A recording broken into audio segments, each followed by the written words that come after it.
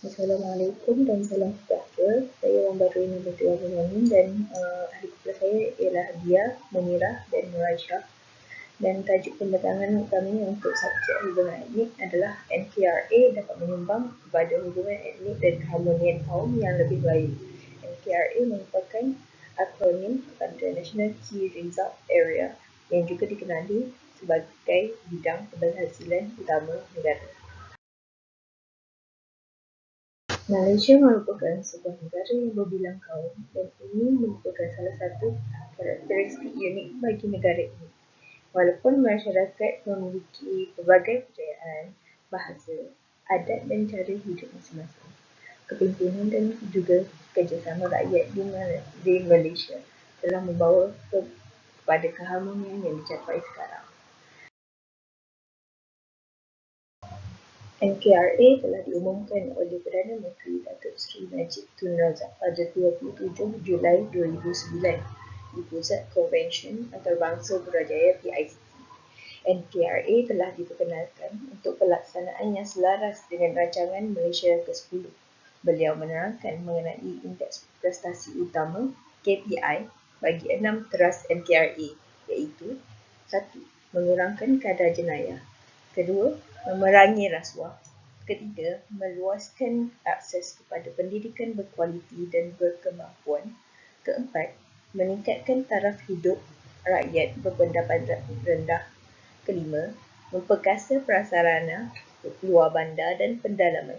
Keenam, menambah baik perkhidmatan pengangkutan awam.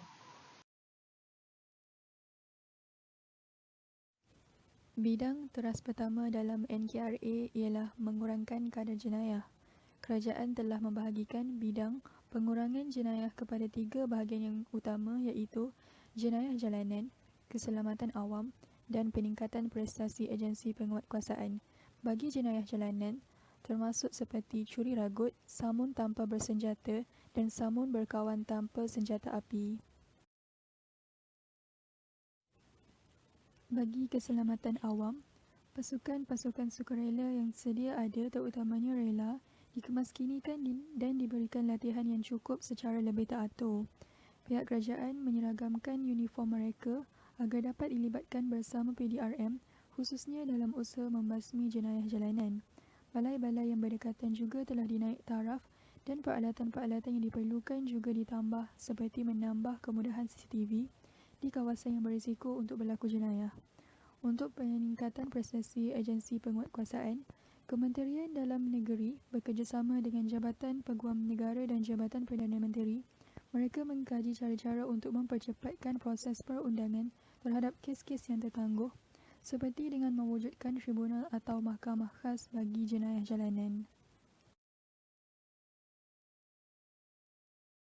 Yang kedua adalah memerangi rasuah. Kesan rasuah. Berlaku ketidakadilan dalam masyarakat, terutamanya kepada golongan miskin atau sederhana, mereka akan ditindas. Menjejaskan imej negara, nama negara akan tercemar di mata dunia. Mengancam keselamatan rakyat dan negara. Contohnya sektor pembinaan, bahan yang digunakan tidak berkualiti. Melemahkan sistem pemerintahan, lahir pemimpin yang tidak berkualiti. Menghancurkan sebuah negara.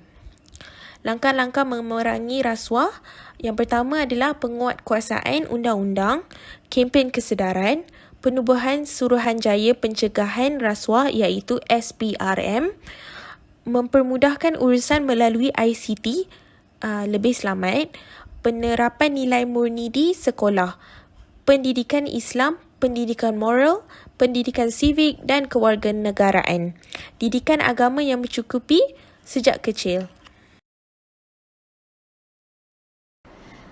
Kerajaan mengambil berat dalam pendidikan sehingga meletakkan fokus ketiga dalam teras bidang keberhasilan utama negara iaitu mempertingkatkan pencapaian pelajar. Di bawah NKRA Pendidikan, 4 sub-NKRA telah diperkenalkan iaitu Prasekolah, Program Literasi dan Numerasi ataupun nama singkatannya ialah LINUS, Sekolah Berprestasi Tinggi dan tawaran baru kepada pengetua dan guru besar sekolah yang cemerlang. Objektif melaksanakan 4 sub-NKRA ini bertujuan untuk memastikan pelajar mendapat pembelajaran optimum mengikut kemampuan serta pelajar dapat memberikan sumbangan berguna kepada masyarakat dan negara. Pertama sekali, kerajaan akan memberikan keutamaan untuk menyediakan pendidikan yang terbaik bermula daripada peringkat asas iaitu peringkat prasekolah. Memberikan pendidikan awal iaitu di peringkat prasekolah dapat meningkatkan minat dan kesinambungan kanak-kanak kepada pendidikan di peringkat yang lebih tinggi. Selain itu, kanak-kanak juga dapat berinteraksi dengan pelbagai kaum di prasekolah seperti kaum Cina dan kaum India. Globalisasi dan liberalisasi sistem pendidikan pada masa kini sememangnya banyak memberi impak positif dalam hubungan etnik di Malaysia. Seterusnya, penguasaan 3M melalui program literasi dan numerasi. LINUS ialah satu program pemulihan yang direka bentuk untuk memastikan murid menguasai kemahiran asas literasi dan numerasi. LINUS disasarkan kepada murid yang mempunyai masalah dalam 3M iaitu membaca, menulis dan mengira. Perkara ini dipandang serius kerana murid-murid yang tidak menguasai 3M akan menyumbang kepada peningkatan kadar keciciran di sekolah selain meningkatkan masalah disiplin. Selain itu, murid-murid yang tidak menguasai 3M dari peringkat awal akan menyebabkan berlakunya kegagalan akademik secara kumulatif dan perkara ini amat sukar diperbaiki apabila berada di peringkat yang lebih tinggi. Sekolah berprestasi tinggi adalah salah satu sub-NKRA pendidikan. Sekolah berprestasi tinggi ini diadakan untuk memastikan sekolah-sekolah yang cemerlang diberikan pengiktirafan yang sewajarnya. Pengiktirafan yang telah diberikan kepada sekolah-sekolah cemerlang ini dijadikan sebagai pemangkin dan benchmark kepada sekolah-sekolah lain untuk meloncatkan kecemerlangan sekolah mereka untuk ke peringkat yang lebih tinggi di peringkat luar dan dalam negara. Tidak juga dilupakan bahawa pelajar yang menuntut di sekolah ini juga akan terlahirnya para pemimpin untuk mentadbir negara Malaysia pada satu hari kelak. Selain daripada itu, sub-NKRA sekolah berprestasi tinggi ini juga dapat menangani jurang dalam prestasi yang wujud dalam kalangan pelajar dari latar belakang geografi dan sosial yang berbeza. Sub-NKRA pendidikan yang terakhir adalah tawaran baru kepada pengetua dan guru besar. Sub-NKRA ini diperkenalkan sebagai perangsang kepada pengetua dan guru besar untuk meningkatkan kecemerlangan sekolah masing-masing.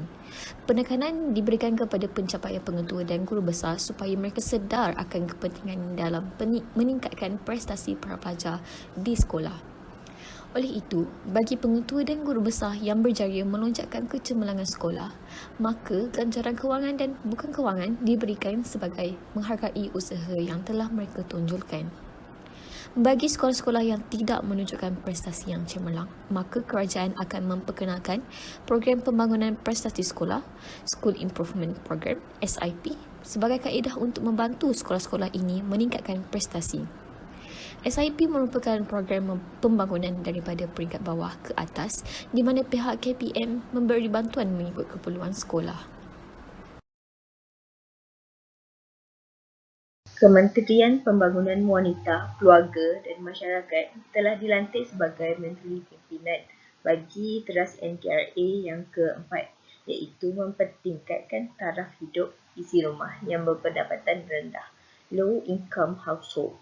Inisiatif yang telah diutamakan dalam merajui NKRA yang keempat ini ialah dengan melaksanakan program Satu Azam.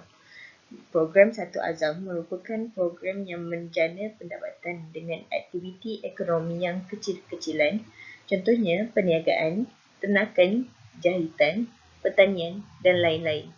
Terdapat 5 kategori program di bawah Satu Azam, iaitu Azam Niaga, Azam Khidmat, Azam Kerja, Azam Tani dan juga Azam Bandar. Terdapat beberapa pihak yang telah memberikan kerjasama dalam melaksanakan Satu Azam ini, iaitu antara pihak yang telah memberikan kerjasama sepenuhnya ialah Amanah Ikhtiar Malaysia AIM, Kementerian Kesejahteraan Bandar, Kementerian Pertanian dan Industri Makanan Sabah KPIM, Kementerian Kebajikan Wanita dan Kesejahteraan Komuniti, Kementerian Kesejahteraan Bandar, Perumahan dan Kerjasama Tempatan dan tak lain dan tak bukan Kementerian Pembangunan Wanita, Keluarga dan Masyarakat.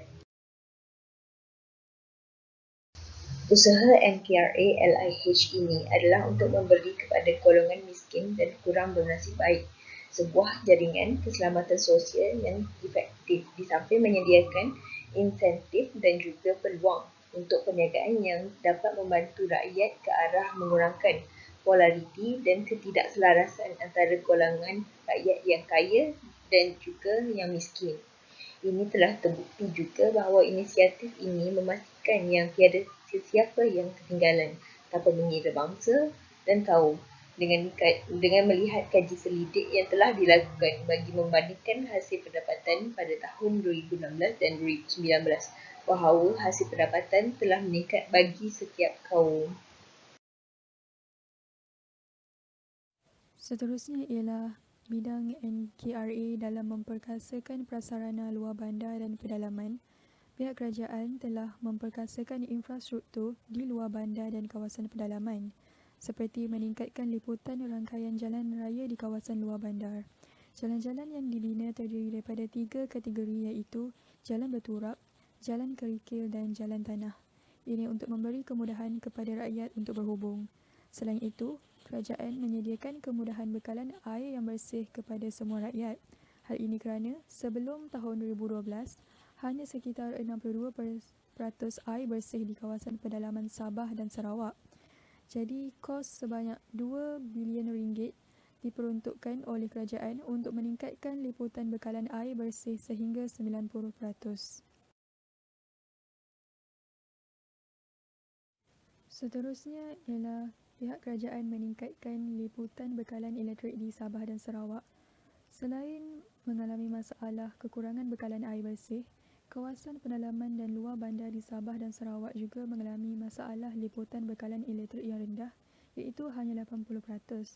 Jadi pihak kerajaan ingin meningkatkan liputan bekalan elektrik di Sabah dan Sarawak sekurang-kurangnya sehingga 95%. Bekalan elektrik juga disediakan kepada orang asli dan pihak kerajaan juga menyediakan kemudahan kediaman yang lebih selesa kepada golongan fakir miskin.